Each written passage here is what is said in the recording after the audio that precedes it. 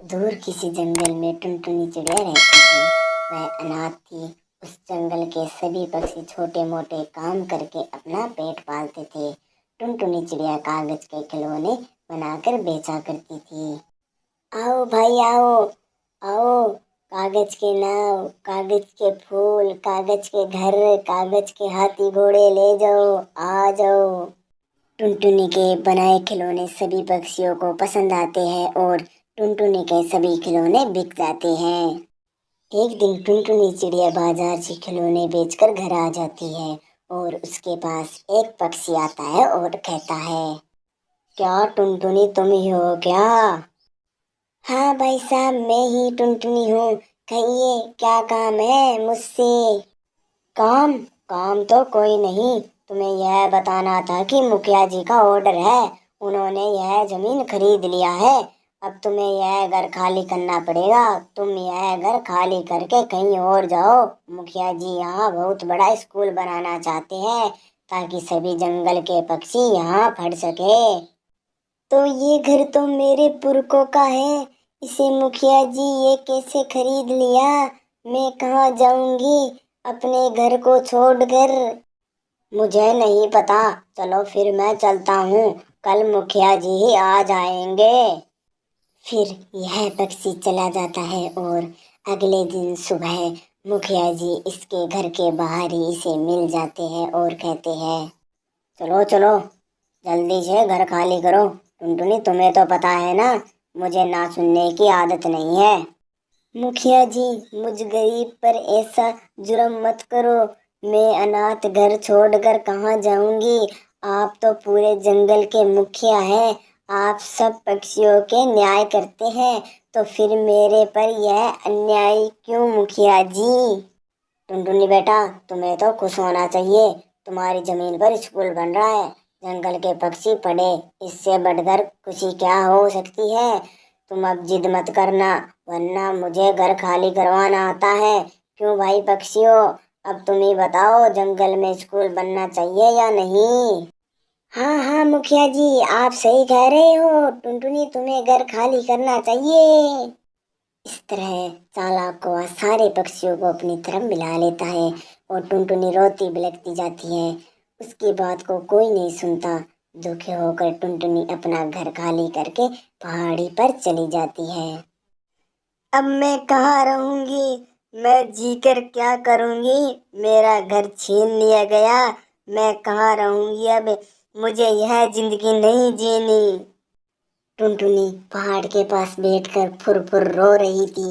अचानक से बहुत तेज रोशनी होती है और एक जादुई हीरा आता है। टुनटुनी, ओ टुनटुनी, तुम एक बहादुर चिड़िया हो, फिर तुम्हारी आंखों में यह आंसू क्यों?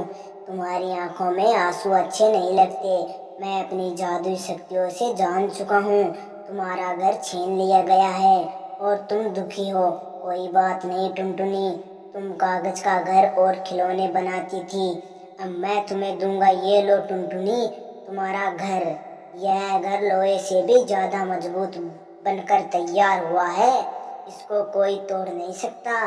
तुम खुशी खुशी इस कागज के घर में रह सकती हो। इतना कहकर वह हीरा गायब हो जाता है और टुनटुनी खुशी खुशी अब कागज के घर में रहने लगती है। तो दोस्तों, अगर यह कहानी अच्छी लगी हो तो हमारे चैनल को लाइक सब्सक्राइब जरूर करना, और ताकि अगली वीडियो आपके पास आ सके। बहुत समय पहले की बात है। टुनटुनी चिड़िया अपनी गुड़िया के साथ रहती थी। पति की मौत क्या हुई, उसके भी अपने पराये हो गए। सास बोली, अरे कुलक्षणी, तू मेरे बेटे को खा गई। एक बच्चा जना, वो भी बेटी। हाय होय, अब मेरा वंश आगे कैसे बढ़ेगा? अच्छा होता मेरे बेटे की जगह तू मर जाती। तुम दोनों माँ बेटी अभी की अभी मेरे घर से निकलो। हाय हाय माँ जी, मैं अपनी नन्ही सी बच्ची को लेकर कहाँ जाऊंगी? वर्षों पहले मेरे माता पिता मर गए। चाचा चाची ने कर्ज करके मेरी शादी की। अब मैं उनके पास किस मुँह से जाऊं? आप मेरे साथ ऐसा अनर्ज न करें। मेरा ना सही अपनी पोती का मुंह देखकर मुझे घर में रख लो। अरे करमजली, कहा ना कि यहाँ से दफा हो जा। तू कब जाएगी यहाँ से? क्या तू मेरी चिता को देख कर जाएगी क्या? ठीक है माँ जी, अगर आपकी वही आज्ञा है तो मैं अपनी नन्ही सी बच्ची को यहाँ से लेकर जा रही हूँ। आप अपना ख्याल रखिए। इतना कहकर टुनटुनी अपनी बेटी को लेकर शहर आ गई। शहर उसके लिए अनजान था, उसका वहाँ जान पहचान का कोई नहीं था। तभी टुनटुनी को कालू कौवा की चाय की दुकान दिखती है। टुनटुनी उस दुकान पर जाती है। भैया, क्या मुझे यहाँ पर कोई काम मिलेगा? मेरी बेटी कल से भूखी है। काम के बदले तुम मेरी बिटिया को रोज थोड़ा दूध डाल देना।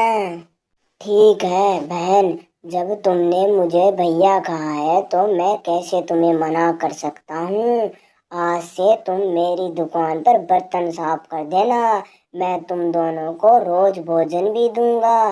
लेकिन तुम रहोगी कहाँ? तुम्हारा कोई रहने का ठिकाना है या नहीं? नहीं भैया, मेरा तो इस शहर में कोई नहीं।